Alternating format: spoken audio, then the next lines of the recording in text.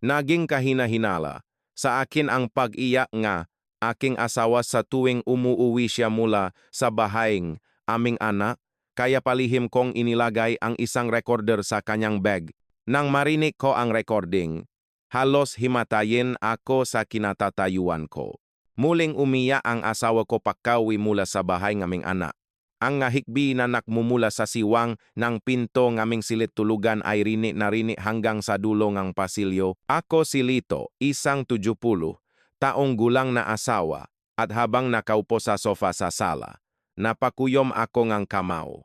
Ang nga ugat sa likod ng aking palad ay nangitim sa galit. Ang asawa kong si Elena, o 13 taong gulang, ay laging ganito sa tuwing umuwi mula sa bahay na aming anak. Alas 9 gabi, bumaba siya mula sa sasakyan ng aming manugang. Ni hindi man lang siya nagsabing nandito na ako. Bakus ay dumiretso agad sa silitulugan at isinara ang pinto, at doon, umiyak siya. Minsan tahimik lang. Minsan naman, humahagulgol.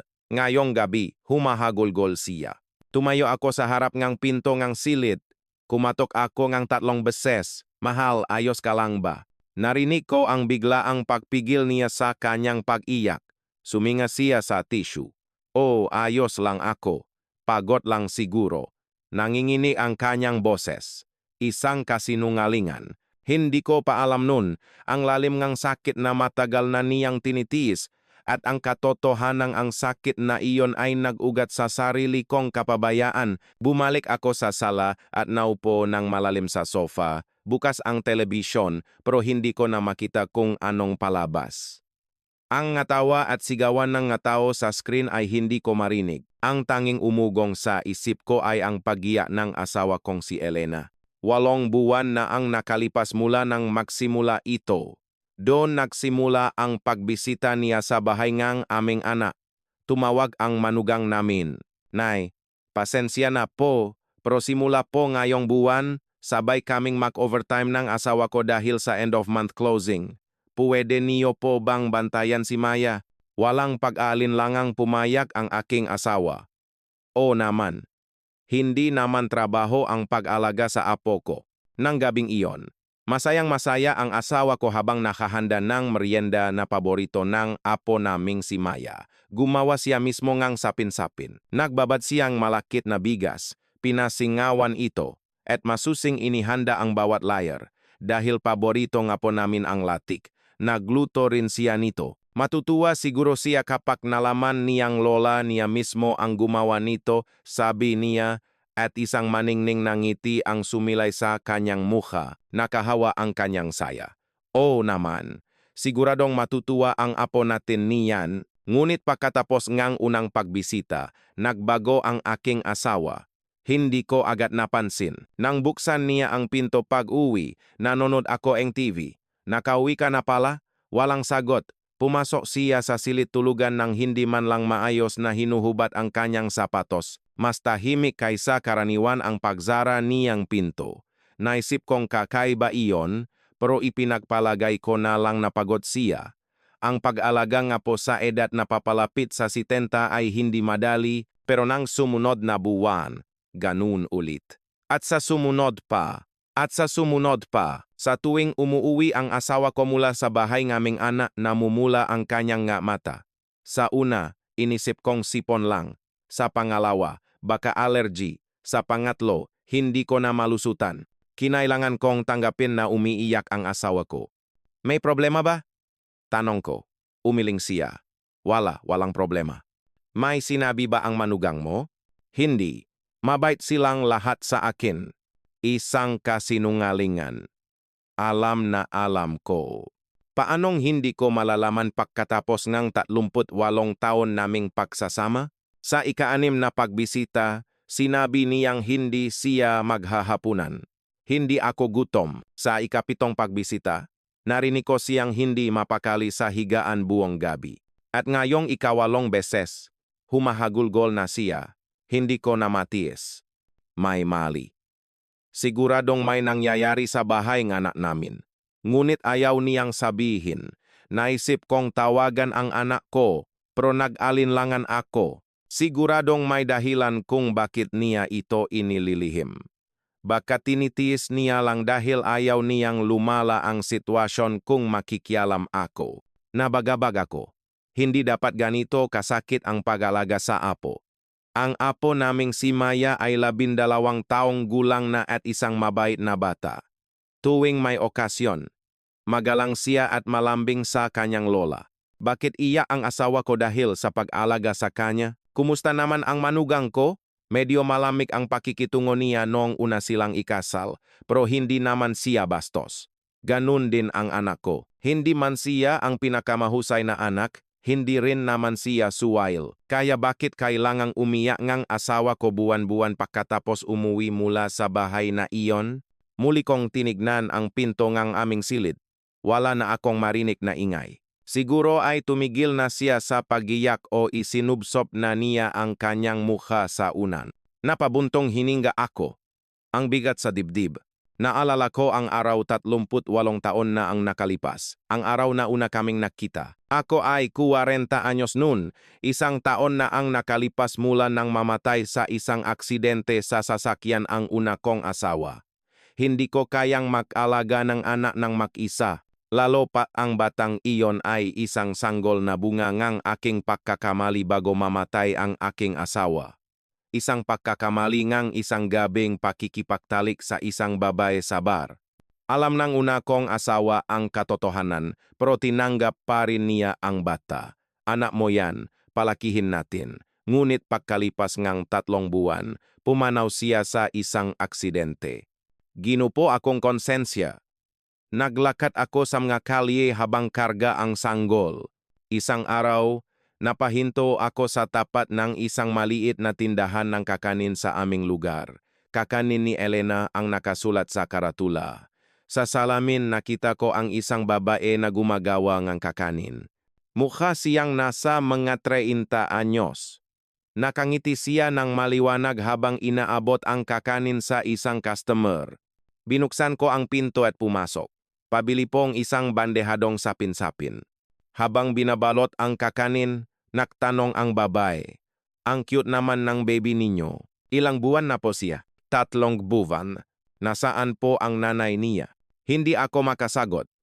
Tila naramdaman ng babae ang sitwasyon at hindi na nagtanong pa. Sana po ay magustuhan ninyo ang kakanin. Simula nun, madalas na akong bumisita sa tindahang iyon. Hindi ko alam kung para bumili ng kakanin o para makita ang babae. Makalipas ang 1 buwan, naglakas loob ako. May balak ka pa bang mag-asawa? Gulat siyang tumingin sa akin, ulila po ako. Wala akong mga magulang o sinumang masasandalat. Ayos lang yan. At yumuko siya. Hindi po ako makakaanak, kaya pinalayas akong dati kong asawa. Matagal akong natahimik. Pagkatapos, ipinakita ko ang sanggol na karga ko. Gusto mo bang maging inang batang ito? Naluha ang mga matang babae. Aalagaan ko po siya ng mabuti. Simple lang ang aming kasal. Wala pang 10 ang aming nga bisita. Ang kapatid kong lalaki, babae, at ilang kaibigan. Walang dumating mula sa panig ng asawa ko. Tanging ang direktor ng ampunan kung saan siya lumaki ang nagpadala ng abuloy. Hindi rin kami nag-honeymoon. Umuwi kami sa bahay, karga-karga ng asawa ko ang sanggol. Ako na ang nanay mo ngayon. Kinabukasan, isinara ni Elena ang kanyang tindahan ng kakanin. Pinigilan ko siya. Ituloy mo ang tindahan. Ako na ang mag-alaga sa bata, umiling siya. Hindi. Gusto kong palakihin ang bata ng maayos. Puwede naman akong magtinda ulit kahit kailan, pero hindi na muling nagbukas ang tindahan. Inilaan ng asawa ko ang lahat ng kanyang oras sa pag-aalaga sa bata. Gabi-gabi, habang umiyak ang bata, kinakarga niya ito at kinakantahan ng oyayi. Nakpalit siyang lampin, nagtimplang gatas, at pinaliguan ito. Kapag may sakit ang bata, magdamag siyang nagbabantay. Kapag tumatawa ang bata, nakikitawa rin siya. Habang pinakmamasdan ko ang asawa ko, puno ngang pasasalamat ang puso ko. Isang babaeng nag-alaga sa isang batang bungangang aking pagkakamali na parang sarili niyang anak. Ang bata ay lumaki ng malusog. Nakaroon siya ang unang kaarawan, pumasok sa kindergarten. Pumasok sa elementarya. high school at nagtapos. Nakapasok din siya sa kolehiyo. Sa lahat ng panahong iyon, nasa tabi niya ang aking asawa. Kapag kulang ang pambayad sa matrikula, nagtatrabaho siya sa palengke pagsikat ng araw. Kapag kailangan ng pambayad sa tutor, nahuhugas siya ng pinggan sa isang restauran. Nang makapasa ang bata sa kolehiyo, umiyak ang asawa ko, salamat sa Diyos. Salamat sa Diyos. Umiyak din ako. Pagkatapos ng kolehiyo, nakahanap ang anak namin ng magandang trabaho. Nag-asawa rin siya. Isang matalinong babae na nagtatrabaho sa isang malaking kumpanya ang kanyang naging asawa. Nagkaroon sila ng apo, isang babae. Maya ang pangalan. Masaya ako. Mukha ring masaya ang asawa ko. Ngunit mayroong kakaiba. Hindi kailanman tinawag ng anak ko ang asawa ko na inay. Laging nanay. Mas tamang sabihin, stepmother. Nung una, hindi ko ito pinansin. Akala ko, ganon na talaga ang tawag ng kabataan ngayon. Ngunit isang araw, narinig ko ang usapan ng anak ko at ng manugang ko sa telepono. Kailan nga ba ang death anniversary ni inay? Doon ko napagtanto. Ang inay na tinutukoy ng anak ko ay ang una kong asawa na pumanaw na.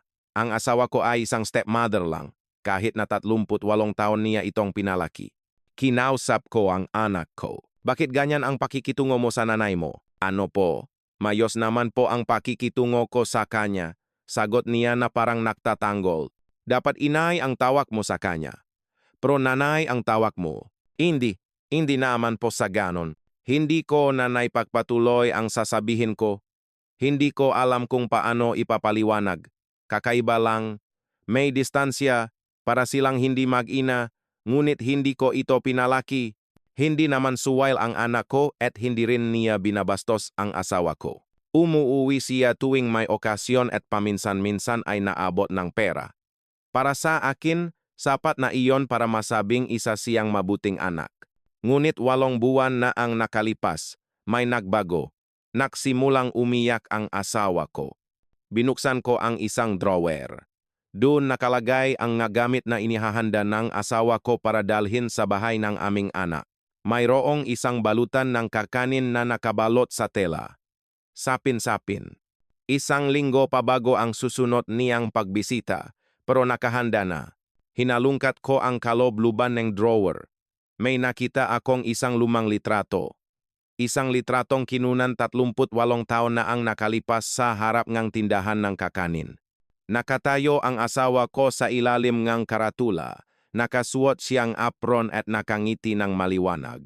Matagal kong tinitigan ang litrato. Nakangiti ka pa nun, naisip ko, isinara mo ang tindahan pagkatapos nating ikasal para alagaan ang bata. Ang mukha na iyon na dati masaya ay puno na ngayon ng luha. Ibinalik ko ang litrato sa drawer. Nanikip ang dibdib ko, bumalik ako sa sala at kinuha ang aking cellphone. Idinayal ko ang numero ng aking anak. Ngunit bago ko papindutin ang call button, huminto ako. Ano ang itatanong ko? Bakit mo ginaganon ang nanay mo? Ano ang isasagot niya? Wala po akong ginagawa. At posibleng wala nga talaga siyang ginagawa. Baka sensitibo lang ang asawa ko, sabi nila. Kapag tumatanda, nagiging emosyonal. Ngunit iba ang kutop ko. Mayroon. Siguradong mayroon. Ibinaba ko ang telepono. Kailangan kong alamin ito mismo. Ngunit paano? Hindi ako pwedeng basta-basta na lang pumunta sa bahay ng anak ko. Hindi ko rin pwedeng tanungin ang manugang ko. Matagal akong nag-isip hanggang sa may naisip ako, isang eksena na napanood ko sa isang teleserye. May isang taong nagtago ng recorder sa isang bag para lihim na i-record ang isang usapan. Tumayo ako. Pumunta ako sa silid tulugan para tingnan kung tulo na ang asawa ko. Rinig ko ang kanyang mahimbing na pahinga. Tulo na nga siya. Bumalik ako sa sala. Umupo ako sa sofa at nag-isip. Kailangan ko bang bumiling recorder? Saan kaya may nagbebenta? Siguro sa Raon. Kailangan kong pumunta doon ng maaga bukas bago pa siya umalis papuntang palengke at ilalagay ko sa bag niya. Nanginginig ang mga kamay ko. Tama ba itong ginagawa ko? Itatago ko ang isang recorder nang hindi niya alam? Ngunit wala na akong ibang paraan. Hindi magsasalita ang asawa ko At kung tatanungin ko ang anak ko, siguradong magkakaila siya. Kailangan ko itong malaman sa sarili ko. Nakdesisyon ako. Bukas, pupunta ako sa raon at bibili ng isang maliit na recorder at ilalagay ko sa bag ng asawa ko. Siguradong may record doon. Malalaman ko rin kung ano talaga ang nangyayari sa bahay ng anak ko. Kinabukasan, bumili si Lito ng isang maliit na recorder. Alas 6 ang umaga, nakaupo si Lito sa sala, suot ang kanyang pantulok. Hawak niya ang kanyang cellphone. Sa screen, nakalagay ang oras ng pagbubukas ng tindahan sa raon, 9:00 gudaha. 3 oras pa siyang maghihintay. Ibinaba niya ang cellphone at tumingin sa labas ng bintana. Unti-unti nang nagliliwanag ang kalangitan. Narinig niyang bumangon na ang kanyang asawa mula sa silid. Mabilis siyang humiga sa sofa. Nakunwari siyang tulog. Bumukas ang pinto ng silid at lumabas si Elena. Ang aga mo namang nagising, bulong niya habang papunta sa kusina. Hindi sumagot si Lito.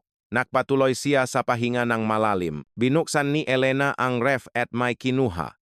Narinig niya ang tunog ng kumukulong tubig.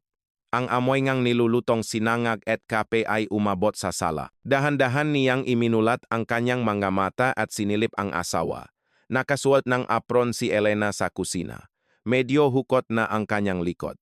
Dati hindi naman ganun. Kailan pa kaya nagsimulang manghukot ang kanyang likod? Nakaramdam ng kirot sa puso si Lito. Habang naririnig ang paghahanda ni Elena ng almusal, muli niyang ipinikit ang mga mata. Pagsapit ng alas 8, nakunwari siyang kagigising lang, umaga na pala, dala-dala ni Elena ang almusal. Kain na po tayo, makaharap silang kumain. Pasulyap-sulyap si Lito sa orasan. May lakat ka ba? Tanong ni Elena. Wala naman, sagot ni Lito, umiling. Hindi na nagtanong pa si Elena. Pagkatapos kumain, nahugas ng pinggan si Elena.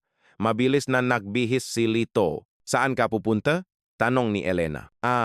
Lalabas lang sandali. May ipabibili ka.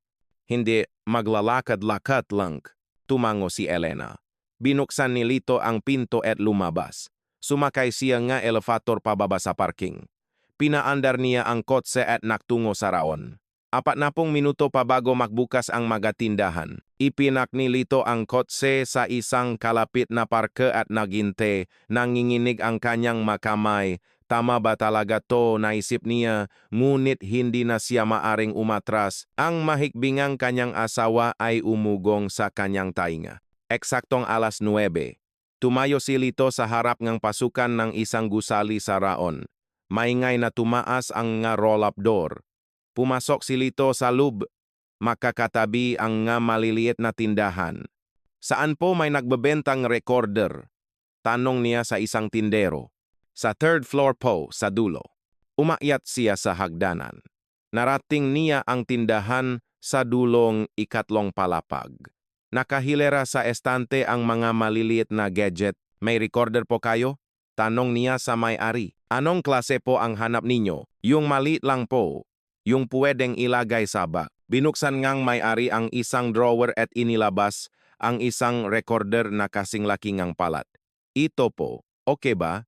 500 piso po. Tiningnan niya ang recorder. Itim na plastic case na may 2 pulang button. Ang isa ay para sa record, ang isa ay para sa play. Sige, ito na. Inilabas niya ang kanyang pitaka at nagbayad. Isang 500 pisong papel. Inilagay ng may-ari ang recorder sa isang plastic bag. Madali lang po yan gamitin. Pindutin niyo lang po yung pulang button para mag-record at yung asul para mag-play. Tumango si Lito at umalis. Habang pauwi, pinaglaruan niya ang recorder sa kanyang kamay, maliit at magaan. Maaari kayang ibunyak ng isang maliit na bagay na ito ang katotohanan? Napabuntong hininga si Lito. Ipinak niya ang kotse sa parking. Habang paakyat sa elevator, kumakabok ang kanyang dibdib. Binuksan niya ang pinto. Nakauwi na ako. Okay, sagot ni Elena. Nasa kusina siya. Dumiretso si Lito sa silid. Binuksan niya ang drawer at itinago ang recorder. Nanginginig ang kanyang kamay. Paglabas niya sa sala, Nagtanong si Elena. Anong binili mo? Wala, tumingin-tingin lang. Hindi na nagtanong pa si Elena. Tumingin siya sa orasan 10:00 na. Kinuha ni Elena ang kanyang bayong. Pupunta lang ako sa palengke. Sige, tango niya. Narinig niyang bumukas at sumara ang pinto. Nahintay si Lito. Mga 3 minuto ang lumipas. Narinig niyang papalayo ang tuno ng elevator. Mabilis siyang pumunta sa silid. Binuksan ang drawer at kinuha ang recorder. Nanginginig ang kanyang kamay. Pumunta siya sa may pinto at kinuha ang bag ni Elena. Binuksan niya ang zipper at sinilip ang loop. Mayroong balutan ng kakanin, panyo at pitaka. Inilagay ni Lito ang recorder sa pinakailalim na siwang ng bag. Tinakpan niya ito ngang balutan ng kakanin. Pinindot niya ang pulang button. Kumislap ang isang maliit na ilaw. Nagsimula ng mag-record. Isinara ni Lito ang zipper ngang bag. Ibinalik niya ito sa dati nitong pwesto. Tiningnan niya ang kanyang kamay. Basang-basang ang pawis. Umupo siya sa sofa at huminga ng malalim. Tama ba talaga to? Naisip niya ulit. Ngunit huli na ang lahat. Tumatakbo na ang recorder. Nagdasal si Lito. Malapit nang umuwi ang asawa niya. Pagkalipas ng mga 30 minuto, bumukas ang pinto. Nakauwi na ako. Pumasok si Elena, dala ang kanyang bayong, mukhang mabigat. Akmang tutulungan siya ni Lito, pero umiling si Elena, kaya ko na. Pumunta si Elena sa kusina at ibinaba ang bayong. Agad siyang nagsimulang gumawang kakanin. Hinugasan ang malakit na bigas, isinalin sa steamer, at sinindihan ang apoy. Umuusok na ang singaw. Mula sa sala, pinanot siya ni Lito. Sanay na sanay ang makamay ni Elena. Katulad ng hitsura niya 38 taon na ang nakalipas habang gumagawa ng kakanin sa kanyang tindahan. Kinuha niya ang steamer, isinalin sa isang malaking lalagyan at sinimulang haluin na mo ang pawis sa kanyang noo. Kumuha si Litong isang basong tubig at iniabot sa kanya. Salamat, sabi ni Elena habang umiinom at nagpapahinga. Nilagyan niyang latik ang ibabaw ng kakanin at binalot ng mayo sa dahon ng saging. Alis ka na naman ngayon? Tanong ni Lito. Tumango si Elena. Oo, mukhang masarap yan. Sana magustuhan ni Maya. Mahina ang boses ni Elena. May gustong sabihin si Lito, pero pinigilan niya. Huminto si Elena sa harap ng salamin. Nagsuklay at inayos ang kanyang damit. Ngunit madilim ang kanyang ekspresyon. May anino sa ilalim ng kanyang mata. Gusto mong samahan kita? Tanong ni Lito. Umiling si Elena. Ayaw ngang manugang mo. Bakit? Hindi ko alam. Basta ayaw niya. Kinuha ni Elena ang kanyang bag. Ang bag na may recorder. Hindi niya alam. 3:00 ngang hapon, dumating ang sasakyan ngang manugang sa tapat ng apartment. Bumusina ito. Lumabas si Elena. Aalis na ako. Mag-ingat ka. Lumapit si Lito sa bintana at tumingin sa ibaba. Isang itim na sedan ang nakita niya. Sumakay si Elena sa likod. Umalis ang sasakyan. Matagal na nakatayo doon si Lito. Naninikip ang kanyang dibdib. Gumagana kaya ng mayos ang recorder. Sapat kaya ang baterya. Umupo si Lito sa sofa at tumingin sa orasan. Ang bagal ng takbo ng oras. 6:00, 7:00, 8:00. Karaniwang umuuwi si Elena ng 11:00. Binuksan niya ang TV.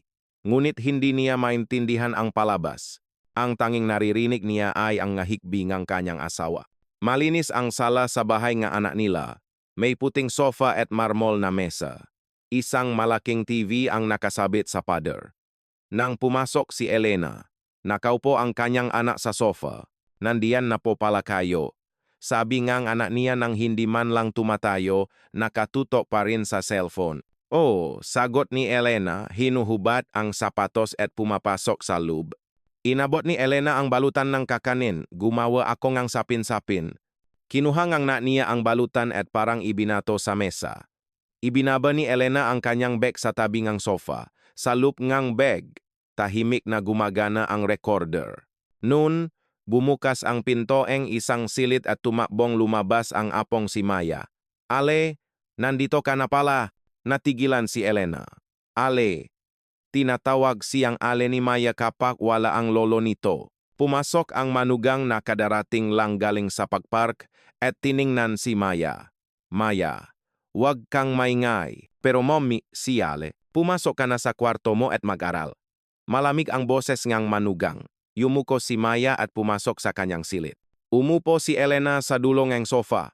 Nanginginig ang kanyang nga kamay. Ang kanyang anak ay nakatutok pa rin sa cellphone. Pinakpalit-palit ni Elena ang tingin sa dalawa. Walang tumitingin sa kanya. Tahimik ang sala. Tanging ang tunog ng segundero ngang orasan ang maririnig. Naksalita ang manugang. Ale, pakikuha naman po akong tubig. Hindi makahinga si Elena. Ale. Tinawag siyang Ale ang kanyang manugang. Tumayo si Elena at pumunta sa kusina. Binuksan ang ref at kinuha ang pitzel ng tubig. Nanginginig ang kanyang nga kamay kaya natapon ang tubig sa labas ng baso. Pinunasan niya ito ng basahan. Nangingilit ang kanyang mga luha. Dala ang baso ng tubig, bumalik siya sa sala. Heto na, kinuha ngang manugang ang tubig at ininom. Walang kahit isang salamat. Muling umupo si Elena sa dulong sofa. Bahagyang bumukas ang pintong kwarto ni Maya. Sumilip ang maliit na mukha nito. Nakatingin si Maya kay Elena. Kinawayan siya ni Elena. Kumaway rin ng bahagya si Maya. Lumingon ang manugang. Maya, anong ginagawa mo diyan? Lumabas si Maya mula sa kwarto. Mommy, bakit po umiyak si Ale? Mabilis na pinunasan ni Elena ang kanyang maluha. Lumapit si Maya. Hinawakan ng maliit niyang kamay ang kamay ni Elena. Ale, okay lang po kayo. Tumango si Elena. Okay lang ako. Tumayo ang manugang at hinila si Maya. Pumasok ka na at mag-aral. Huwag mo siyang pansinin. Pero si Ale, pumasok ka na. Matigas ang boses ng manugang. Yumuko si Maya at pumasok sa kwarto. Sumara ang pinto. Napakuyom ngang kamao si Elena. Masakit. Pero mas mabuti na ito kaysa sa pag-iyak. Ang kanyang anak ay nakatutok pa rin sa cellphone. Hindi man lang siya tiningnan, muling tumahimik ang sala. Tanging ang tunog ng segundero ng orasan ang maririnig. Binilang ni Elena ang bawat tunog habang hinihintay na lumipas ang oras. Umalis ang mag-asawa para sa isang pulong at bumalik ng mga 10:00. Pagpasok ng anak sa pinto, sinabi nito, pwede na po kayong umuwi. Naghihintay na po ang sasakyan ni Isabel sa parking. Tumango si Elena at tumayo. Kinuha ang kanyang bag. Ang bag na may recorder. Ingat po kayo sa pag-uwi, sabi nga na niya. Hindi sumagot si Elena. Lumabas siyang pinto at sumakay sa elevator. Pagsarang pinto, napaupo si Elena sa sahig. Malamig ang sahig. Bumuhos ang kanyang ngaluha. Sumabog ang pinipigil niyang iyak. Dumating ang elevator sa ground floor. Mabilis na tumayo si Elena at pinunasan ang kanyang ngaluha. Naghihintay sa labas ang sasakyan ngang manugang. Sumakay siya sa likod. Walang imik ang manugang. Umandar ang sasakyan. Dumaan sa bintana ang tanawin ng gabi. Mahigpit na niyakap ni Elena ang kanyang bag. Hindi tumitigil ang kanyang ngaluha. Nang makarating si Elena sa bahay, bumaba siya at sinabi sa manugang, salamat sa paghatid. Walang sagot, umikot lang ang sasakyan at umalis. Naglakad si Elena papasok sa gusali, mabigat ang kanyang ngapa. Sumakay siyang elevator. Binuksan ang pinto ng kanilang unit. Nakaupo si Lito sa sala. Nakauwi ka na pala. Hindi sumagot si Elena. Hinubat ang sapatos at pumasok. Habang papunta sa silid, nang hina ang kanyang mga binti, napaupo siya. Nahulog ang kanyang bag sa sahig. Tumakbo ang kanyang asawa. Mahal, ayos ka lang? Umiling si Elena. Ayos lang. Pagod lang. Inalalayan siya ng asawa niya patayo. Dinala siya sa silid. Inihiga sa kama. Kukuha ako ng tubig. Pumunta ang asawa niya sa kusina. Nagtalukbong si Elena ng kumot at umiyak. Umiyak siya ng walang tunog. Nanginginig ang kanyang nga balikat. Bumalik ang asawa niya, dala ang tubig. Heto ang tubig. Hindi sumagot si Elena. Inilagay ng asawa niya ang baso sa tabi ng kama at lumabas. Isinara ang pinto. Bumalik si Lito sa sala at pinulot ang nahulog na bag. Umupo siya sa sofa. Ipinatong ang bag sa kanyang mahita. Nanginginig ang kanyang makamay. Binuksan niya ang zipper. Nakita niya ang balutan ng kakanin. Inangat niya ito. Sa ilalim nandun ang recorder. Kumikislap ang maliit na pulang ilaw. Nagre-record pa rin. Pinindot ng asawa niya ang asul na button para itigil ang pag-record. Kinuha niya ang recorder. Maliit at magaan. Ngunit narito ang katotohanan. Ibinulsa niya ang recorder. Ibinalik ang bag sa dati nitong pwesto. Pinatay niya ang ilaw sa sala at pumasok sa silid. Nakahiga si Elena sa ilalim ng kumot. Mahimbing ang kanyang pahinga. Mukhang tulok na. Dahan-dahang humiga ang asawa niya sa kabilang panik ng kama. Tumingin siya sa kisame. Ang bigat ng recorder sa kanyang bulsa. Nagpasya si Lito. Kapag tulok na ang asawa niya, kukunin niya ang recorder at pakikinggan ito. Hating gabi na, hindi makatulog si Lito. Nakatitik lang sa kisame. Sa tabi niya, mahimbing na humihinga ang kanyang asawa. Mukhang nasa malalim na pagkakatulog. Dahan-dahan siyang bumangon. Tahimik na lumabas papunta sa sala. Sa dilim, kinapa niya ang sofa at naupo. Kinuha niya ang recorder mula sa kanyang bulsa. Malamig at makinis ito sa kanyang palad. Nanginginig ang kanyang makamay. Binuksan ni Lito ang isang drawer at kumuhang earphones. Ikinabit niya ito sa recorder. Isinuot sa kanyang natainga. Mabilis ang tibok ng kanyang puso. Inilagay niya ang kanyang daliri sa asul na button. Ang play button. Matagal siyang nag-alinlangan. Dapat ko ba talagang pakinggan to? Huli na. Diniinan niya ang kanyang daliri. Click. May tunog na lumabas mula sa earphones. Sa una, puro static. Kaluskos, tunog ng makinang sasakyan pagbukas ng pinto. At pagkatapos, isang boses. Nandiyan na po pala kayo. Boses ng anak niya, malamig. Narinig niya ang boses ng asawa niya. Oh, may kling sagot. Hinikpitan ni Lito ang hawak sa earphones, mangayabak. Tunog ng pahuhubat ng sapatos, diyan nyo na lang po ilagay. Sabi ng anak niya, tunog ng isang bagay na inilapa sa mesa. Siguro ang balutan ng kakanin, katahimikan, mahabang katahimikan. At pagkatapos, isang boses ng bata, Ale, nandito ka na pala. Hindi makahinga si Lito, Ale. Tinawag ng apo niyang si Maya ang asawa niya na Ale. Halos matanggal ni Lito ang earphone sa kanyang tainga, pero tiniis niya, kailangan niyang magpatuloy. Boses ng manugang niya, Maya, huwag kang maingay. Muling katahimikan. Tanging ang tiktak ng orasan ang naririnig. Ilang sandali ang lumipas. Muling naksalita ang manugang. Ale, pakikuha naman po akong tubig. Napakuyom ng kamao si Lito. Ale. Tinawag ng manugang niya ang asawa niya na Ale. Mangayabak na papalayo. Tunog ng pagsasalin ng tubig. Ang alon ng tubig sa baso. At isang napakahinang hikbi. Umiyak ang asawa niya sa kusina. Parang pinupunit ang puso ni Lito. Muling lumapit ang ngayabag. Heto, boses ng asawa niyang nag-abot ng tubig. Hindi sumagot ang manugang.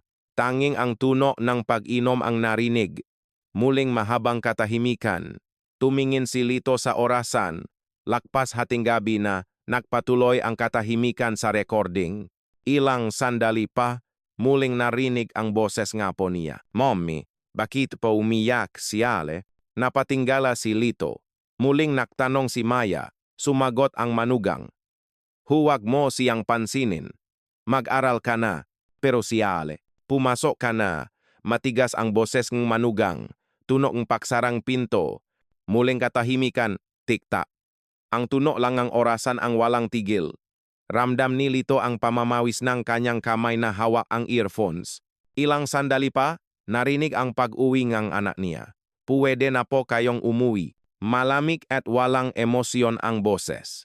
Hindi sumagot ang asawa niya. Ngayabak na papalayo. Tunog ng pagbukas at pagsara ng pinto.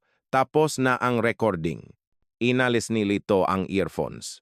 Nahulog ito mula sa kanyang kamay. Ang tunog ng pakbaksak nito sa sahig ay umalingaw-naw sa dilim. Sumandal si Lito sa sofa. Ale.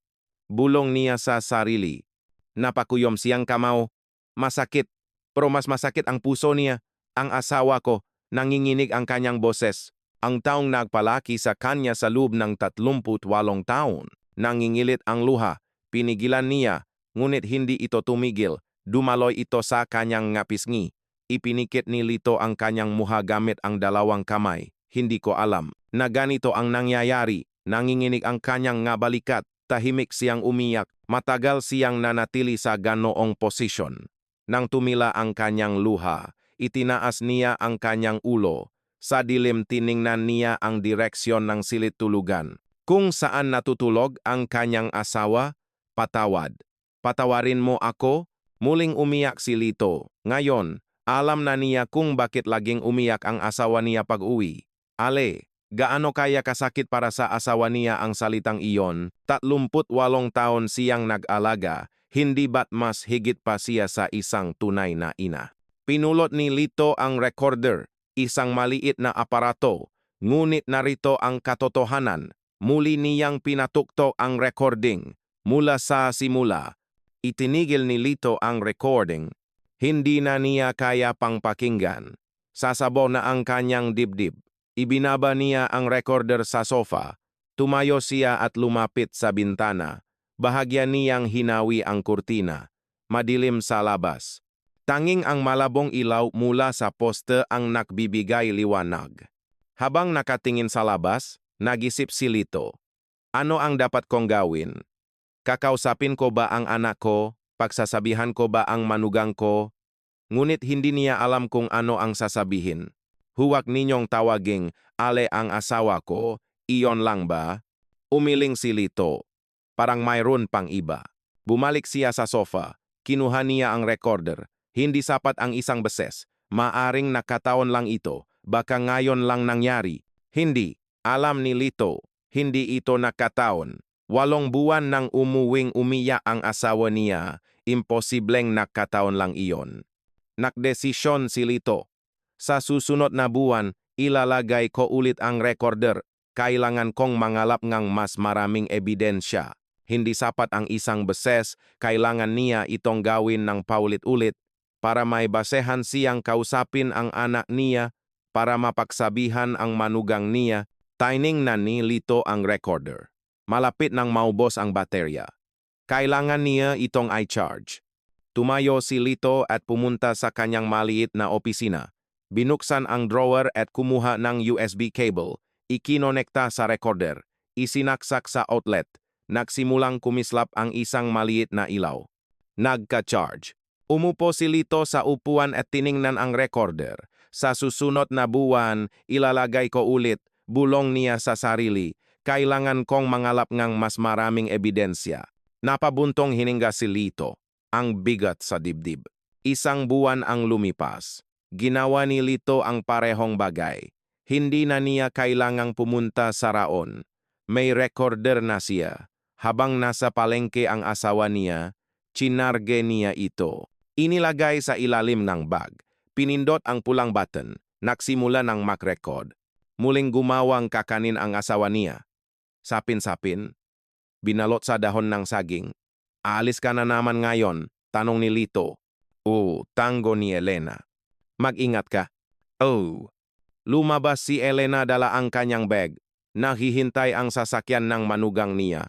Pinanood siya ni Lito mula sa bintana. Sumakay siya sa sasakyan. Umalis ito. Napabuntong hininga si Lito. Kailangan na naman niyang maghintay ng ilang oras. 9:00 gabi, umuwi ang asawa niya. Gayang dati, namumula ang kanyang nga mata. Pumasok siya sa silid at isinara ang pinto. Narinig ang mga hikbi. Napakuyom ngang kamao si Lito. Tiniis niya. Hinintay niyang sumapit ang gabi. Hating gabi, muling lumabas si Lito papunta sa sala. Kinuha ang recorder mula sa bag ng asawa niya. Ikinabit ang earphones. Pinindot ang play button. Nandiyan na po pala kayo. Boses nga na niya. Sagot ni Elena. Diyan nyo na lang po ilagay. Sabing ganak niya. Katulad ng nakaraang buwan. Ngunit sa pagkakataong ito, may karagdagang usapan. Pumasok ang manugang. Mahal, berdeng ang tunay mong ina ngayon, di ba? Nagpareserve ako sa isang restaurant. Nakinig ng mabuti si Lito. Tunay na ina, ang una kong asawa na pumanaw na. Sumagot ang anak niya, "O nga, sana buhay pa siya." Nanlamig ang buong katawan ni Lito, inay. Tinawa ngang anak niya ang pumanaw niyang asawa na inay. Mahabang katahimikan. Muling nagsalita ang manugang. "Teka, kailan nga ba ang birthday nga stepmom mo?" Sumagot ang anak niya, "Hindi ko alam. Kailangan pa ba nating alalahanin yon?" Tumawa ang manugang. Sabagay, nabitawan ni Lito ang earphones. Mula sa nahulo na earphones, patuloy na umaagos ang mga boses. Napakuyom si Lito ang kamao. Nangingini ang kanyang mga kamay. Umaayat ang galit sa kanyang dibdib. Pinatay niya ang recorder. Hindi na niya kayang pakinggan pa. Hindi alam ang birthday ng asawa ko? Hindi kailangang alalahanin? Naalala ni Lito ang kalendaryo. Sa susunod na linggo na ang birthday ng asawa niya. Taon-taon. Ipinagluluto niya ito ngang paborito nitong pagkain. Bumibili rin siya ngang tsake. Kahit minsan, hindi siya binating ngang anak niya. Kahit isang tawag, wala. Akala ni Lito, abala lang ang anak niya. Pero hindi pala niya alam ang birthday ngang asawa ko. At iniisip niyang hindi ito kailangang alalahanin. Yumuko si Lito. Pumatak ang kanyang ngaluha. Ang ngaluhang bumaksak sa sahig ay kumalat sa dilim. "Patawad. Patawarin mo ako," bulong niya. Para ito sa kanyang asawa. Kinuha ni Lito ang recorder. Kailangan niya itong i-charge. Kailangan niya itong ilagay ulit sa susunod na buwan. At sa susunod pa, kailangan niyang patuloy na mangalap ng ebidensya para may basehan siyang kausapin ang anak niya. Dinala ni Lito ang recorder sa kanyang opisina. Ikinonekta sa USB cable. Nagsimulang mag-charge. Umupo siya sa upuan at tiningnan ang recorder. Kumikislap ang maliit na ilaw. Nagdesisyon si Lito. Ay re-record niya ang lahat ng insultong dinaranas ng asawa niya. Para makumbinsi niya ang anak niya. Para mapagsabihan ang manugang niya. Gusto pa rin niyang maniwala na magbabago pa sila. "Baka duwak lang ako," naisip ni Lito. "Sige, mag-ipon pa tayo," bulong niya sa sarili. "Mag-ipon tayo ng ebidensya." Itinago ni Lito ang recorder sa drawer. Kailangan niya itong itago hanggang sa susunod na buwan. Bumalik siya sa sala at naupo. Tiningnan niya ang direksyon ng silid tulugan. Natutulog ang asawa niya. Walang kamalay-malay. Hindi niya alam na naglalagay si Lito ang recorder. Na buwan-buwan itong nagre-record. Naisip ni Lito na mas mabuti na iyon. Mas masasaktan lang ang asawa niya kung malalaman niya. Napabuntong hininga si Lito. Ang bigat sa dibdib. Hanggang kailan ito magpapatuloy? Kinasusuklaman niya ang sarili niyang kaduwagan. Ngunit kailangan niyang magpatuloy para sa kanyang asawa. Isang buwan pa ang lumipas. Inulit ni Lito ang lahat. Habang nasa palengke ang asawa niya, chinarga niya ang recorder. Inilagay sa ilalim ngang bag. Pinindot ang pulang button. Nagsimula ng mag-record. Muli gumawa ngang sapin-sapin ang asawa niya. Maingat na binalot. Huminto sa harap ngang salamin at inayos ang damit. Madilim ang kanyang mukha. Kinuha ang bag. Naghihintay sa ibaba ang sasakyan ng manugang. "Aalis na ako. Mag-ingat ka." Pinanot ni Lito ang asawa niya mula sa bintana. Nakita niyang sumakay ito. Umalis ang sasakyan. Napabuntong hininga si Lito. Muli, ilang oras na paghihintay. 11:00 gabi, umuwi ang asawa niya. Namumula ang mga mata. "Nakauwi na po ako." Nanginginig ang kanyang boses. Pumasok sa silid. Isinara ang pinto. Narinig ang mga hikbi. Mas malakas kaysa nung nakaraang buwan. Umupo si Lito sa sofa at napakuyom kamaw. Ano na naman kaya ang nangyari ngayon? Mas malala ba kaysa dati? Ayaw niyang maniwala. Tumingin siya sa orasan. Kailangan niyang maghintay hanggang hating gabi. Sumapit ang hating gabi. Tahimik na lumabas si Lito mula sa silid. Nasa malalim na pagkakatulog ang asawa niya. Pagod na pagod siguro. Sa sala, binuksan niya ang bag ng asawa niya. Kinuha ang recorder. Malamig. Kumuha nga earphones mula sa drawer at isinaksak. Isinuot sa tainga. Nanginginig ang kanyang makamay. Inilagay ang daliri sa play button. Ipinikit ni Lito ang kanyang mga mata. Sana iba ngayon, sana nakataon lang ang nakaraang buwan. Ipinagdasal niya, pinindot niya ang button, click, static. Tunog ng makina, pagbukas ang pinto, boses ang anak niya. Nandiyan na po pala kayo, malamig. Oh, sagot ng asawa niya. Tunog ng pahuhubat ng sapatos. Diyan yo na lang po ilagay, sabi ng anak niya. Tunog ng paglapak sa mesa. Ang kakanin siguro. Katahimikan. Nakinig ng mabuti si Lito. Boses kang manugang. Mahal, isinabit ko na yung family picture natin sa sala. Okay, ang ganda ng kuha, sagot ng anak niya. Tayo-tayo lang kasama si inay, sabing manugang. Narinig ang mahinang boses ng asawa niya. Mga anak, kahit paano, dapat isama ninyo ang litrato nating magkakasama. Ay, nay, masikip po kasi yung frame, sagot ng manugang na may kasamang mahinang tawa. Oo nga, sapat na si inay lang, sabi ng anak niya. Napakuyom kamaw si Lito.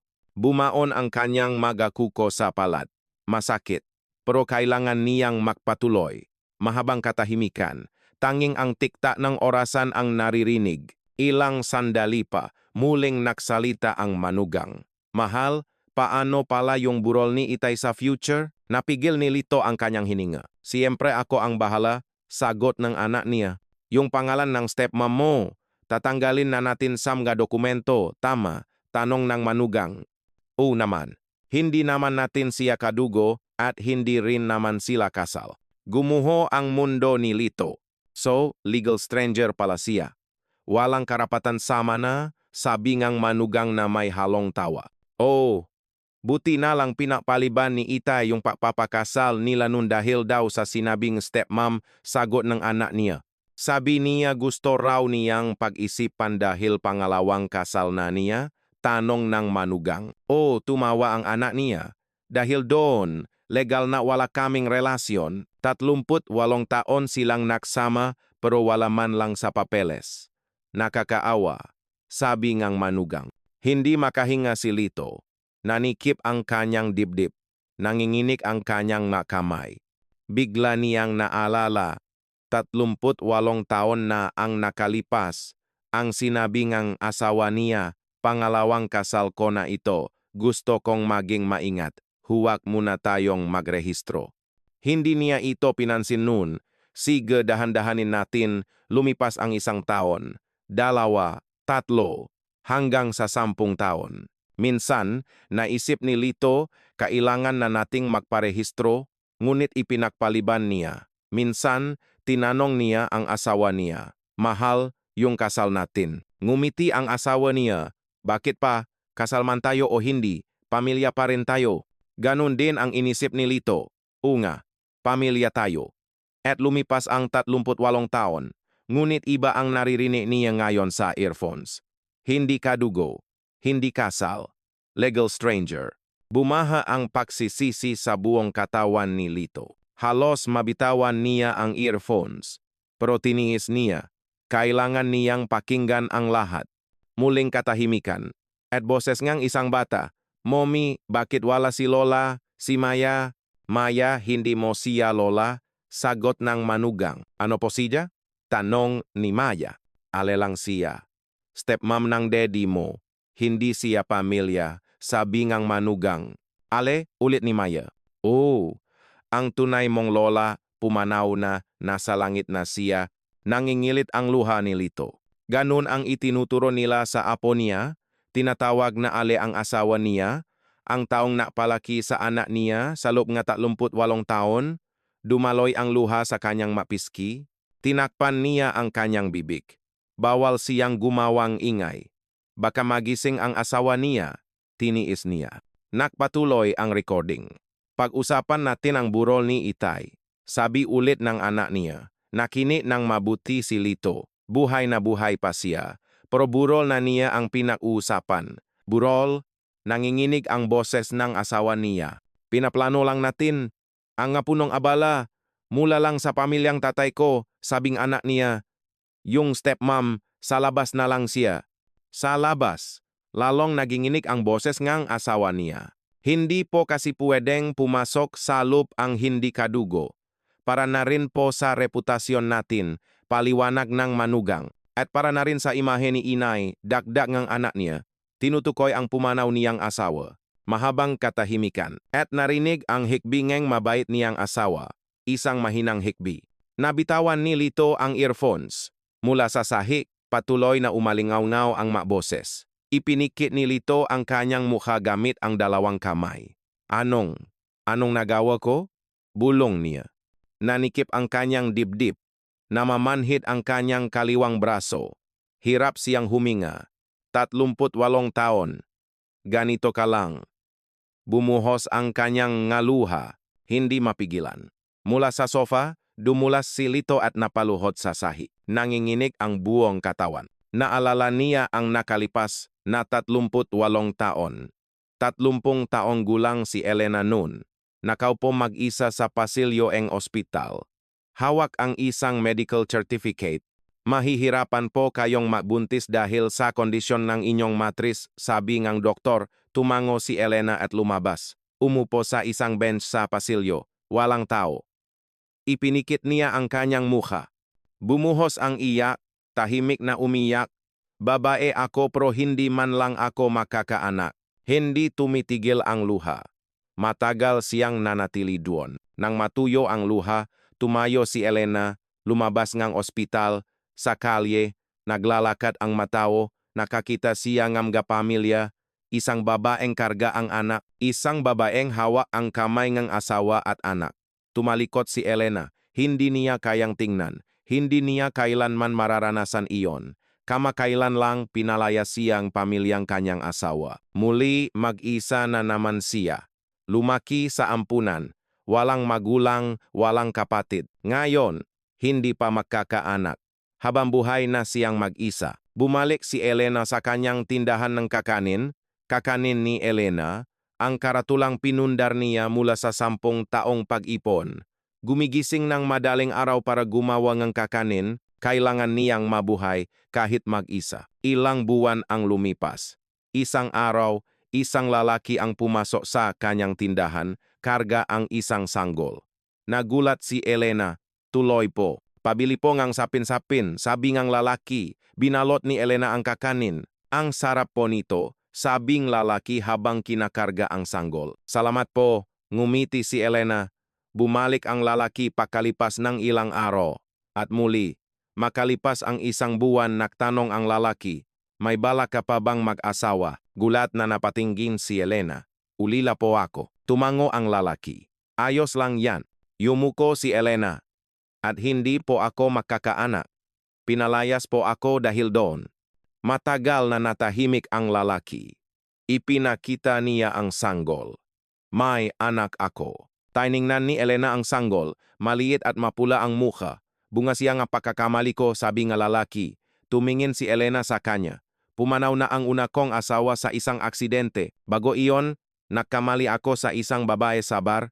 Ito ang batang iyon. Hindi umimik si Elena. Gusto mo bang maging ina niya? Tanong ng lalaki. Naluha si Elena. Alagaan ko po siya ng mabuti. Simple lang ang kasal. Ilan ang bisita. Hindi nag-honeymoon. Umuwi sila. Karga ni Elena ang sanggol. Ako na ang nanay mo, bulong niya. Makalipas ang ilang araw, isinara ni Elena ang tindahan. Tinanggal ang karatula. Ang karatulang pinundar niya sa loob ng 10 taon. Kailangan ko na itong isuko, naisip niya. Naluha siya. Para mapalaki ang bata, hindi niya maaring paksabayin ang tindahan. Itinago niya ang karatula. Hanggang dito na lang ang pangarap ko. Pinunasan ang luha. Pero proprotektahan ko ang batang ito. Umuwi siya at niyakap ang sanggol. Hindi man kita isinilang, palalakihin kitang parang tunay na anak. Mula noon, ibinuhos ni Elena ang lahat sa pag-alaga sa bata. Naipon ng pera para sa matrikula niya sa kolehiyo, para sa pangkasal niya. 38 taon siyang nagtrabaho ng walang tigil. Ngunit kahit minsan, hindi siya tinawag na inay ng anak niya. Laging stepmom, alam ito ni Lito. Pero nagbula-bulagan siya. Magbabago rin siya kapag lumaki na.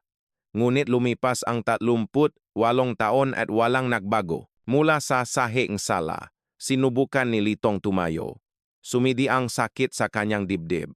Namamanhit ang buong kaliwang braso niya, lalong humirap ang kanyang pahinga, atake sa puso. Napasuray si Lito. Sinubukang kumapit sa sofa pero hindi niya naabot. Bumaksak siya. Bleg. Isang malakas na kalabog ang umaling aunaw. Nakadapa si Lito sa sahig. Hindi makagalaw. Nawawalan na siyang malay. Nagdidilim ang kanyang paningin. Ilang oras ang lumipas? 6:00 ang umaga. Bumukas ang pintong silid. Bumangon si Elena. Lumabas sa sala. Mahal, tawag niya. Walang sagot. Naglakad siya papasok sa sala. Nakita niya si Lito na nakahandusay sa sahig. Mahal, tumakbo siya. Niyugyog ang asawa. Mahal, gumising ka. Hindi gumagalaw ang asawa niya. Kinuha ni Elena ang kanyang cellphone. Tumawag sa 911. Hello, ang asawa ko nahimatay. Napatingin si Elena sa gilid. May recorder na nahulog sa sahig. May earphones din. Kinuha ni Elena ang recorder at pinakinggan. Narinig mo pala. Bumuhos ang kanyang ngaluha. Dumating ang ambulansya. Isinakay ang asawa niya sa stretcher. Sumama si Elena, papunta sa ospital. Pagdating sa emergency room, dumating ang nga doktor. Dinala ang asawa niya sa loob. Nahintay si Elena sa labas. 1 oras ang lumipas. Lumabas ang doktor. Kayo po ba ang asawa? Malubha po ang kanyang kalagayan, sabing doktor. Halos matumba si Elena. Puwede na po kayong pumasok. Pumasok si Elena sa ER. Nakahiga ang asawa niya sa kama. May oxygen mask. Maputla ang kanyang mukha. Tumayo si Elena sa tabing kama. Hinawakan ang kamay ng asawa. Malamig. Mahal, patawad. Umiyak si Elena. Pabigat ako sa iyo. Pumatak ang kanyang ngaluha sa kamay ng asawa. Noon, iminulat ng asawa niya ang kanyang nga mata. Dahan-dahan. Tiningnan si Elena. Gumalaw ang kanyang ngalabi. Inilapit ni Elena ang kanyang tainga. Mahal, bulong ng asawa niya. Ikaw naman, humihingal na siya. Hinikpitan ng nanginginig niyang kamay ang hawak sa kamay ni Elena, ang anak. Wala kang ibibigay kahit isang kusing, patuloy ng asawa niya, lalong humihingal. Ang pera, sa iyo, maging masaya ka. Iyon ang huling salita. Nawalan ng lakas ang kamay ng asawa niya. Isang mahabang tunok ang umaling-aungaw mula sa heart monitor. Dumating ang nga doktor. Code blue, sigaw ang isa. Naksimula ang CPR. Itinulak si Elena palabas. Naghintay sa pasilyo. 10 minuto ang lumipas. Lumabas ang doktor. Umiling, I'm sorry. Napaupo si Elena sa sahig. Hindi. Lumabas ang mga salita. Mahal, patawad, humagulgol siya. Ako ang naging pabigat sa iyo. Dahil sa akin. Hinampas niya ang sahig. Ikaw lang ang nahirapan. Lumapit ang isang nurse at inalalayan si Elena. Huminahon po kayo, ngunit hindi niya kaya. Naninikip ang kanyang lalamunan. Umiyak siya ng umiyak hanggang sa maubos ang kanyang luha. Ilang oras ang lumipas, tumingala si Elena. Madaling araw na. Papasikat na ang araw. Pero wala na ang asawa niya. Sa isang punerarya sa Maynila, nasa 2 palapag ang burol, puting bulaklak ang nakapalibot sa pasukan. Sa gitna, ang litrato ng kanyang asawa, isang masayang ngiti, nakasuot ng barong ang anak niya, nakatayo sa harap. Nakabestidang itim din ang manugang. Makatabi silang nahahanda para sa mga bisita. Nakatayo si Elena sa isang sulok. Nakaitim na damit, pero hindi damit para sa nagluluksa. Ordinaryong damit lang. Tinitigan niya ang litrato. Nakangiti ang asawa niya. Pinunasan ni Elena ang luha. Hindi man tayo kasal. 38 taon tayong naksama. Mula sanggol, pinalaki niya ang anak nito. Kahit common law wife, may karapatan siya. Hindi niya inakalang ganito siya babalewalain. Ngunit ngayong wala na ang asawa niya, parang wala ng halaga ang lahat. Ayaw niyang makipagawe sa anak niya sa burol. Ayaw niyang gumawa ng eksena sa harap ng mga tao. Sinunot na lang niya ang gustong anak niya. Nagsimulang dumating ang mga nakikiramay. Mula alas 9 ng umaga, unti-unting napuno ang lugar. Mga katrabaho nga asawa niya, mga kaibigan, mga kamag-anak, napuno ang kapilya. Yumuyuko ang anak at manugang niya. Salamat po sa pagpunta, nagsisindi ng kandila at nagalain dasal ang mga tao. Nasa sulok pa rin si Elena, nang nga 10 bisita na ang nandun, lumapit ang manugang niya. Bumulong ni, sa labas na lang po muna kayo. Tiningnan ni Elena ang manugang. Ano? Ang nga punong abala po, mula lang sa panik ng tatay. Sinabi na po namin yan sa inyo, malami na sabi ngang manugang. Tiningnan ni Elena ang anak niya. Umiwas ito ng tingin. Na kunwaring may kausap. Asawa niya ako, sabi ni Elena. Hindi naman po kayo ang tunay niyang ina, sagot ngang manugang na may mapanuyang ngiti. Lumingon ang anak niya. Hindi tumitingin kay Elena. Ganun po ang tama. Para na rin po sa reputasyon ng tunay kong ina, ang pumanaw niyang asawa. Kinagat ni Elena ang kanyang labi, itinuro ngang manugang ang labas. May upuan po doon sa pasilyo. Tumango si Elena. Sige. Lumabas si Elena. Lumingon siya. Ang anak at manugang niya ay nakikipag-usap sa mga bisita. Nakangiti at yumuyuko. Naglakad si Elena sa pasilyo. May isang upuan doon. Isang malamig at matigas na plastik na upuan. Umupo siya, walang tao sa pasilyo. Patuloy na dumarating ang nga bisita. Mula sa loob, naririnig niya ang nga usapan. Napakabuting tao pa naman niya, sabi ngang isang katrabaho. Narinig niya ang nga bulungan. Sino pala yung babaeng nakaupo sa labas? Tanong ngang isang tao. Boses ng manugang, kasama po sa bahay biyanan ko. Hindi po pamilya. Narinig ni Elena ang lahat. Hindi pamilya? 38 taon silang naksama. Napakuyom siyang kamao. Ayaw niyang guluhin ang huling sandali ngang asawa niya. Tiniis niya. Pumasok ang sikat ng araw sa bintana ng pasilyo. Mainit, pero nilalamig si Elena. Nanginginig ang kanyang makamay. Mula sa bulsa, inilabas niya ang isang dokumento ng insurance. Dinala niya ito nang maghanap siya ng itim na damit sa bahay. Ang huling pamana ng asawa niya. Sa kama sa ospital, hinigpitan nito ang hawak sa kanyang kamay. Nasa drawer, insurance. Ikaw ang beneficiary. Nakita niya ang halaga, 12 milyong piso. Siya ang beneficiary. Hindi ito alam ang anak niya. Kasama ang dokumento, may isang liham, isang nakatuping papel. Sulat kamay ng asawa niya. Binuksan niya. Mahal, ang insurance ay para sa iyo. Hindi alam ngang anak natin. Nagpatuloy sa pagbasa si Elena, nanginginig ang kanyang nga kamay.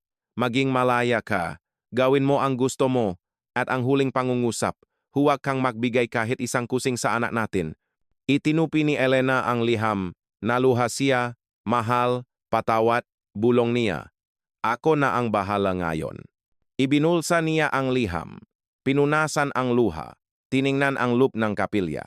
Nakita niya ang anak at manugang, nakikipag-usap sa mabisita, kinagat ni Elena ang kanyang labi, nagiba ang kanyang tingin, sige mahal, tumayo si Elena, naglakad sa pasilyo, pumunta sa banyo, huminto sa harap ngang salamin, namumula ang kanyang nga mata, naggilamos. Tinitigan ang sarili sa salamin, ngayon na ang simula, bulong niya. Sa loob ng 3 araw na burol, ang anak at manugang niya ay nakangiting bumabati sa lahat. Salamat po, ipagdasal ninyo po siya, parang hindi sila napapagod. Mukha pa ngang masigla, paano kayo nakakangiti?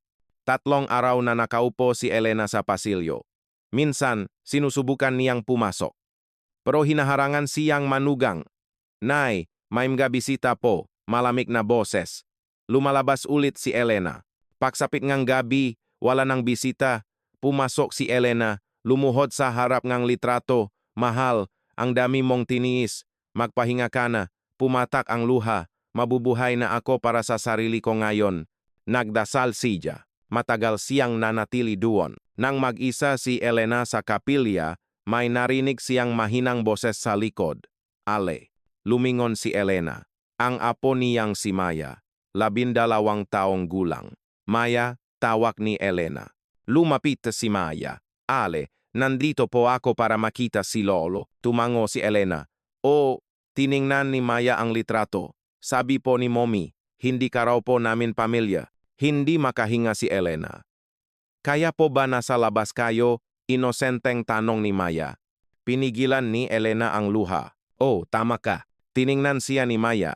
Bakit po kayo umiyak? Hindi makasagot si Elena. Hindi ko alam. Hinawakan ni Maya ang kamay ni Elena. Maliit at mainit. Gusto ko po kayo, Ale. Naluha si Elena. Salamat. Sandaling tumayo si Maya at umalis. Naiwan si Elena. Tiningnan ang litrato.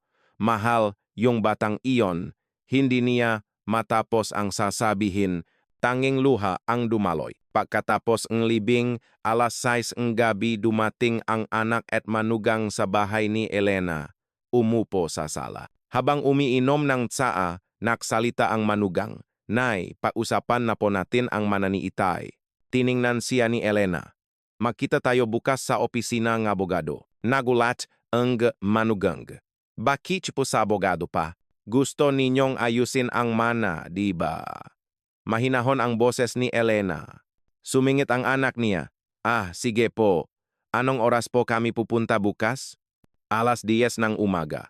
I text ko ang address, sabi ni Elena. Si po, tango na anak niya, ngumiti ang manugang. Sige po, makita na lang po tayo bukas. Tumayo ang dalawa. Habang nagsusuot ng sapatos, bumulong ang manugang. Sa wakas, mahinang tumawa rin ang anak niya. Kapag naayos natin ang bahay at insurance, makakakuha tayong hindi bababa sa 20 milyon. Umalis ang dalawa. Sumara ang pinto. Nakaupo pa rin si Elena sa sofa. Narinig niya ang lahat. Napangiti si Elena. Isang malamig na ngiti. Tumayo si Elena at pumunta sa kanyang opisina. Binuksan ang drawer.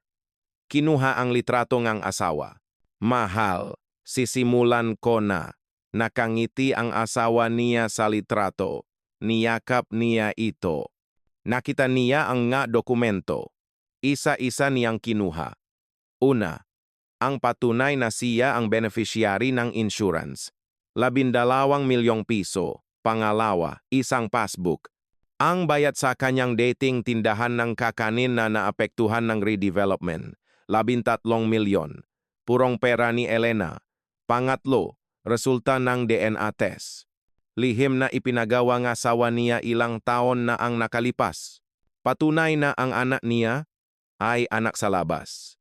Isang dokumentong magpapagulo sa usapin ng mana. Pang-apat, isang maliit na kahon, binuksan niya, isang recorder, kinuha niya ito, pinindot ang play, boses ng manugang, masikip po kasi yung frame, boses ng anak niya, hindi naman natin siya kadugo. Pinatay ni Elena ang recorder. Handa na ang lahat. Inilagay niya ang mga dokumento sa bag.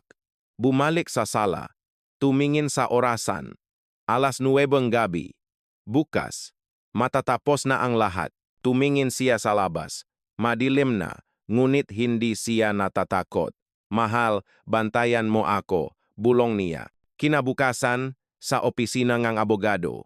10:00 ng umaga. Naktipon silang lahat sa isang law firm sa BGC. Nasa ika-10 palapag. Tanaw ang buong siyudad. Isang malawak na conference room. Naunang dumating si Elena. Nakasuot ng itim na business suit. Mayos ang buhok. Mahinahon ang mukha.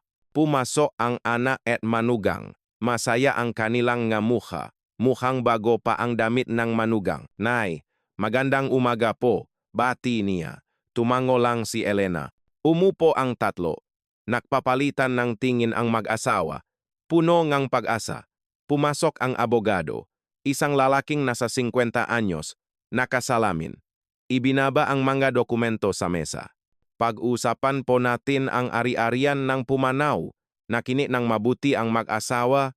Una po, ang bahay na nakakahalaga ng 15 milyong piso. Ipinakita ng abogado ang unang dokumento. Ngunit inilipat na po ito sa pangalan ng kanyang asawa 3 taon na ang nakalipas. Tumayo ang anak niya. Ano? Nang hindi kami kinokonsulta? At mayroon pong life insurance na nakakahalaga ng 10 milyong piso, sabi ng abogado. Nakningning ang mga mata ng manugang. Sa amin po yan, di ba? Umiling ang abogado. Ang beneficiary po ay ang kanyang asawa. Nagulat ang anak niya. Ano po? Ipinakita ni J. Abogado ang dokumento. Itinalaga po ang pumanaw ang kanyang asawa bilang beneficiary nung nabubuhay pa siya. Ano pong para sa amin? Tanong ng manugang. Mayroon pong natirang 300,000 piso sa bangko na nakapangalan sa pumanaw, sagot ng abogado. Ayon po, sabi ng anak niya, dahil hindi po kayo kasal, hindi po legal na asawa ang ginang, sabi ng abogado. Kaya ang 300,000 piso ay mapupunta ng buo sa anak. Napabuntong hininga ang manugang. Paano po yung bahay at insurance? Tanong ng anak niya. Tumingin ang abogado kay Elena. Nasa desisyon po yan ng ginang. Naksalita si Elena. Nakapagdesisyon na ako. Malamig ang kanyang boses. Tumingin sa kanya ang mag-asawa. Tinitigan sila ni Elena. Ibebenta ko ang bahay at idodonate sa ampunan, ganun din ang insurance. Katahimikan. Mahabang katahimikan. Tumayo ang anak niya. Ano? Nababaliw na ba kayo? Nanginginig ang boses. Tumayo rin ang manugang. Tita, ano pong? Ibinigay ko sa mga batang ulila, sabi ni Elena. Mga batang hindi suwail na tulad ninyo. Hinampas ng anak niya ang mesa.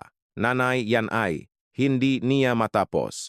Yung 300,000 lang ang natira at idinonate niyo pa ang lahat? Sigaw manugang, pera ko, hinastos ko. Anong problema doon? Malamig, nasabi ni Elena. Lumuhot ang anak niya. Sa harap ng mesa, nanay parang awa niyo na pinaksalikop ang nga kamay. Pag-isipan niyo po ulit. Lumuhot din ang manugang. Tita, nakamali po ako. Nanginginig ang boses. Tumayo si Elena. Kinuha ang bag. Tiningnan sila mula sa itaas. Alalahanin ninyo kung paano ninyo ako trinato sa loob ng 38 taon. Tumalikod si Elena. Lumabas ng opisina. Nanay, huwag po kayong umalis. Sigaw anak niya. Hindi siya lumingon. Sumunod ang mag-asawa. Hinabol siya sa lobby. Nanay, hinawakan ng anak niya ang braso ni Elena. Pag-isipan niyo po ulit. Pinatitinginan sila nga mataw. Hinawi ni Elena ang kamay. Bitawan mo ako, tita. Parang awan niyo na. Umiyak na sabi ng manugang. Kumuhang sobre si Elena mula sa bag. Itinapon sa anak. Tingnan mo to. Sinalong nanak niya. Ano po to? Binuksan niya ang sobre. Sa loob unang pahina, resulta ng DNA test. Pangalawang pahina, isang address. Nanigas ang anak niya. Nanlaki ang mata ng manugang. Anak ka sa labas ng tatay mo, sabi ni Elena. Ano po? 38 taon na ang nakalipas, iniwan kang tunay mong ina. Isang sanggol. Patuloy ni Elena. Anak kang tatay mo sa isang babay sa bar. Kinuha ka niya at pinalaki ko. Napaatras ang manugang. Ibig sabihin, hindi galing sa marangal na pamilya ang asawa ko, nanginginig ang boses. Marangal, isang anak sa labas, sagot ni Elena. Nabitawan ng anak niya ang mga papel. Kumalat sa sahig. Pinulot ni Elena at ibinigay ulit. Nakasulat din diyan ang address ng tunay mong ina. Tiningnan ng anak niya. Isang address malapit sa istasyon ng tren. Puntahan mo siya at tawagin mong Ale, sabi ni Elena. Nanay, nanginginig ang boses ng anak niya. Hindi ko po alam, lumuhod siya sa sahig na lobby.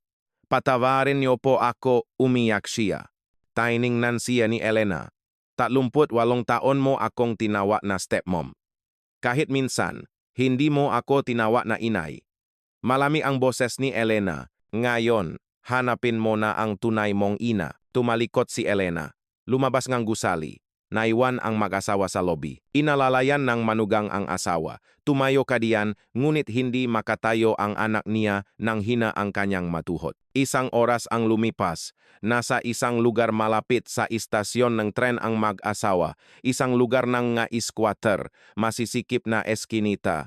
Luma at dikit-dikit na mga bahay. Nakita nila ang isang karatula. Shelter para sa mga walang tirahan. Pumasok sila. Isang tagapamahala ang nakaupo. Ano po ang kailangan nila? Ipinakita ng anak niya ang papel. Hinahanap po namin ang nakatira sa address na ito. Kinuhang tagapamahala. Ah, yung babaeng iyon. Nasa dulong ikalawang palapag. Umakyat sila. Madilim at masikip na hagdanan.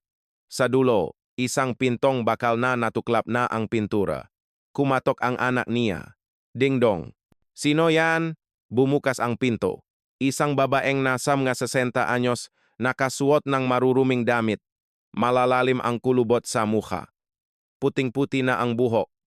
Hindi makapagsalita ang anak niya. Sino po sila? Tanong NH babae. Inilabas ng anak niya ang resulta ng DNA test. Ipinakita. Kinuhang ang babae. Nanigas ang mukha. Anak ko, nanginginig ang boses. Katahimikan. Bakit ka na parito? Sabing babae. Wala akong perang ibibigay sa iyo. Akmang isasara ang pinto. Hindi po, sabi ng anak niya. 38 taon na kitang iniwan. Anong kailangan mo ngayon? Malamig na sabi ng babae. Hinahanap mo ang nanay mo, nakakatawa ka, isinara ng malakas ang pinto.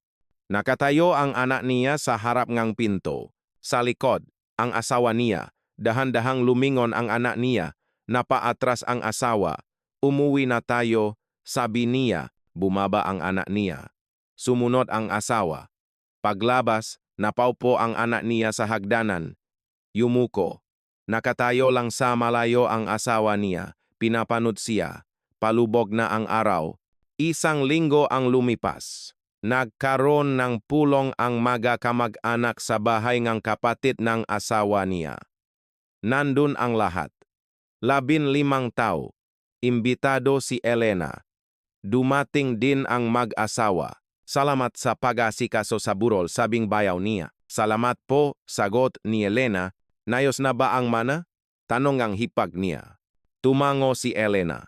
Pagkatapos ng sandaling katahimikan, nagsalita si Elena. May ipaparinig po ako sa inyo. Kinuha niya ang maliit na recorder. Naktaka ang lahat. Ipinatong niya ito sa mesa. Pinindot ang play.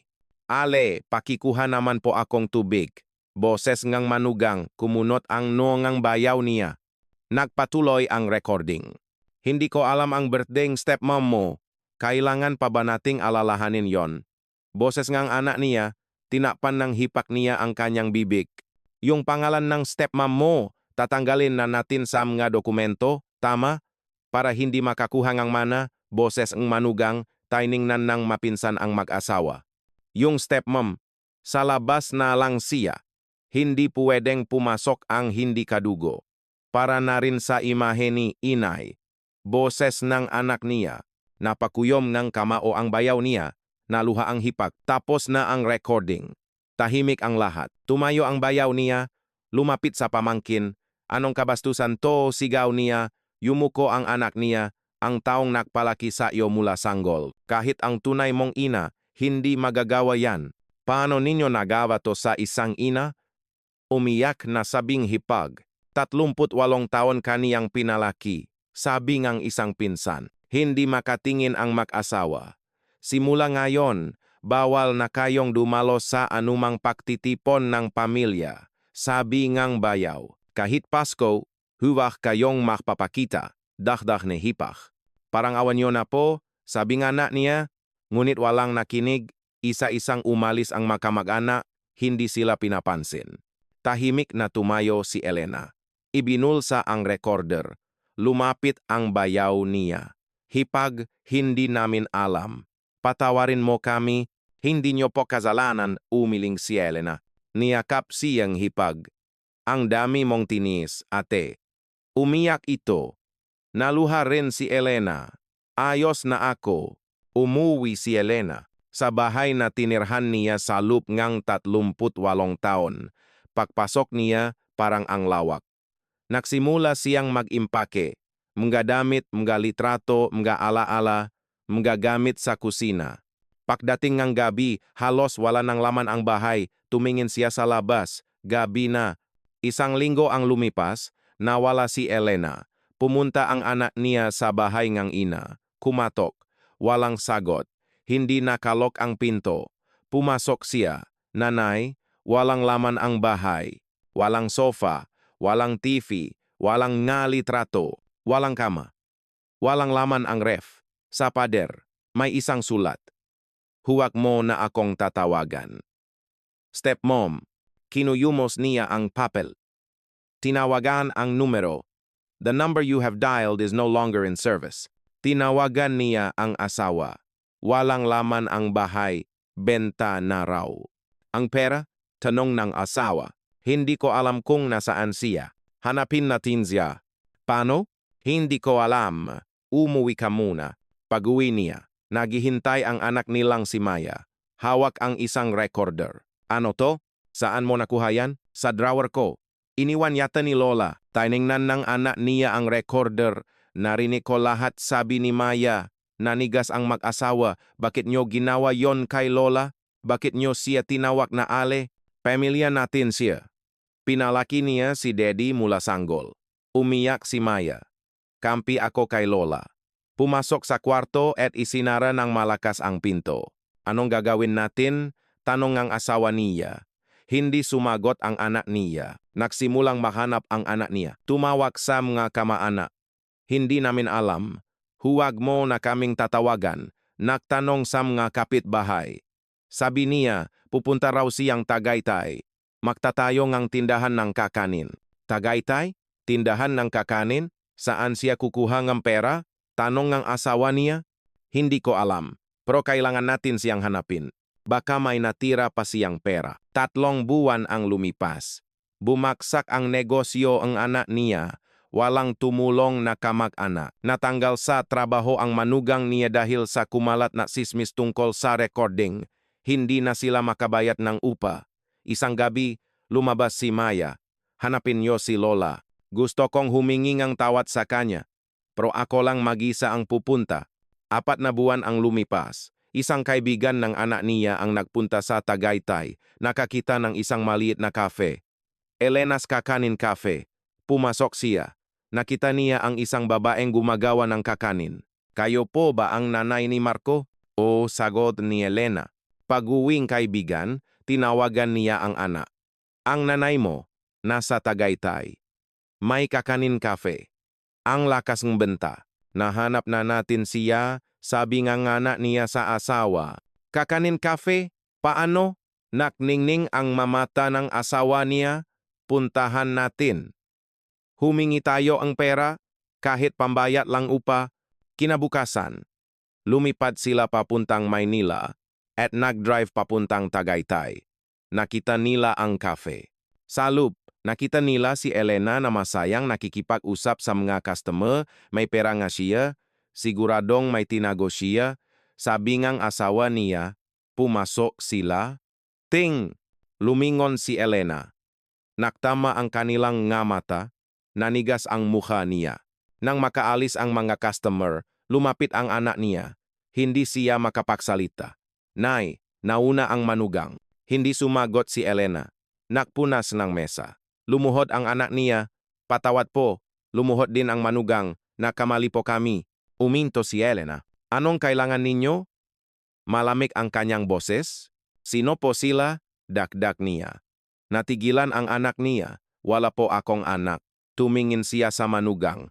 Ako po ang ale ninyo, di ba? Hindi nyo naalala? Nay, nakamali po kami. Bumaksak po ang negosyo namin. Kung puwede po sana. Pera ba ang pinunta ninyo rito? Tanong ni Elena. Yumuko ang anak niya. Kahit kaunti lang po. Tumawa si Elena. Isang malamig na tawa. Hindi. Pero naktago rin po kayo ng pera. Sigaw ang manugang. Huminto sa pagtawa si Elena. Pra? O, mayroon. Nagningning ang nga matang mag-asawa. Yung lupang tindahan kong kakanin bago pa kami ikasal ngang tatay nyo. Nakakuha akong 22 milyong piso mula sa redevelopment. Nanlaki ang mga matangang mag-asawa. 22 milyon. Oh, prako yon. Walang kahit isang kusing mula sa tatay nyo, sabi ni Elena, nangingilit ang luha. Isinuko ko ang pangarap ko para palakihin ka. Lumuhod ang manugang. Nay, legal na walang-wala kayo, sabi ni Elena. Ngumiti siya, isang malami na ngiti. At yung 22 milyon, naubos ko na rin. Naubos? Binili ko ang lupa dito. Ipinatayo ang cafe. Ang natitira sa bangko ko, 50 mil. Napahagulgol ang manugang. Napaluhod din ang anak niya.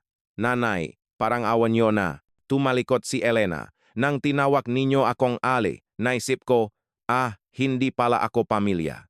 Kaya hindi ko kailangang magpaalam kung saan ko gagastusin ang pera ko. Sabi niya, 38 taon, naging nanay mo ako, mula sanggol ka pa, mas minahal kita dahil hindi kita tunay na anak. Pero kahit minsan, hindi mo ako tinawag na inay. Nanay, patavat po, umiyak na sabi ng anak niya. Ngayon, puntahan mo na ang tunay mong ina, sabi ni Elena. Malaya na ako. Nagsimula siyang gumawa ng kakanin. Nanay, sigaw ng anak niya. Hindi siya sumagot. Umalis ang mag-asawa. Sa sasakyan, walang nagsasalita. Tapos na tayo, sabi ng asawa niya. Kasalanan ko, sabi ng anak niya. Kasalanan ko rin, umiyak ang asawa niya. Sa kanilang pag-alis, papalayo ng papalayo ang kakanin cafe. Nag-text si Maya. Nahanap niyo po si Lola? Hindi makapag-reply ang anak niya. 1 taon ang lumipas. Sa labas ng kakanin cafe sa Tagaytay, may isang maliit na frame. Donasyon para sa buwang ito, bahay ampunan ng langit, 1,100 kasa puno ng customer ang cafe. Masayang kumakain ang mataw. Ang sarap po talagang kakanin ninyo, sabing isang customer. Ngumiti si Elena. Salamat po. Muling nakbukas ang pinto. Pumasok ang isang customer. Tumingin si Elena sa labas. Tanaw ang lawa ng Taal. Asul na tubig na kumikinang sa sikat ng araw. Puti ang mga ulap. Mahal, salamat, bulong niya. Naluha siya. Dahil sayo, malaya na ako. May pamilya po kayo. Tanong ng isang customer. Umiling si Elena. Wala po. Mag-isa lang ako. Malungkot po siguro mag-isa. Ngumiti si Elena. Ayos lang po, sa isip niya. Pero ngayon, masaya na ako. Puno ng saya ang cafe buong hapon. Pagsapit ng gabi, nagsara si Elena. Naglinis. Pumasok sa kanyang maliit na silid sa likod. Umupo sa kama. Binuksan ang drawer. Kinuha ang litrato ng asawa. Niyakap ito. Sa bintana, tanaw ang tahimik na gabi sa Tagaytay.